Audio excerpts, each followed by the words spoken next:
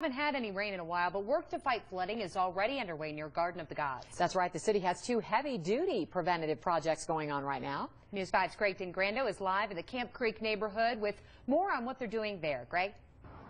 Well, the two projects have the same goal, but the work is very different. The first one is in the middle of this concrete ditch right in the middle of the Camp Creek neighborhood. And as you can see, things are pretty bad down here. The goal is to repave this bottom portion so water can't come through here and pick up chunks like this, or even worse, a huge one like this, and just sending them flying downstream. Now, if that's not bad enough, every time this concrete breaks up, it makes it harder for the water to flow through. Now, the other area that they're working on is over at the Garden of the Gods area, where flooding made a huge mess last year. Now check out these huge silt piles that workers are having to dig out of what used to be a creek. The city says so much silt came down from the Waldo Canyon burn scar, it filled the creek and flooded the entire area. The workers had to use aerial photos just to figure out where the creek used to be. Now workers are trying to get it back to normal before the heavy rains arrive. The city says they don't know what Mother Nature will bring this summer, but they're confident it'll bring something, which is why they went ahead and made some tweaks based on what they learned last year.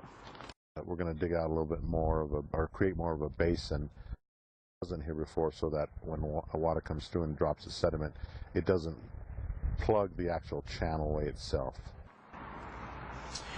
Residents who hike in the area say they're happy to see the recent work. Many of them remember just how bad it was last year, and they hope they don't have to deal with it again. Now, as for the Camp Creek neighborhood, people welcome the area around here. Many of the homes around here actually still have sandbags up in the area. They are actually hoping that whatever work is done down here takes a lot of the load and the pressure off of their homes. Reporting live in Colorado Springs, I'm Greg Grando, News 5. Thank you, Greg. And trying to get more disaster money for our state after last fall's historic floods, Senator Mark Udall introduced legislation today in Washington that would create a permanent disaster assistance fund to ensure that Colorado could tap into important emergency dollars when needed. We'll keep you posted on the progress of that proposal.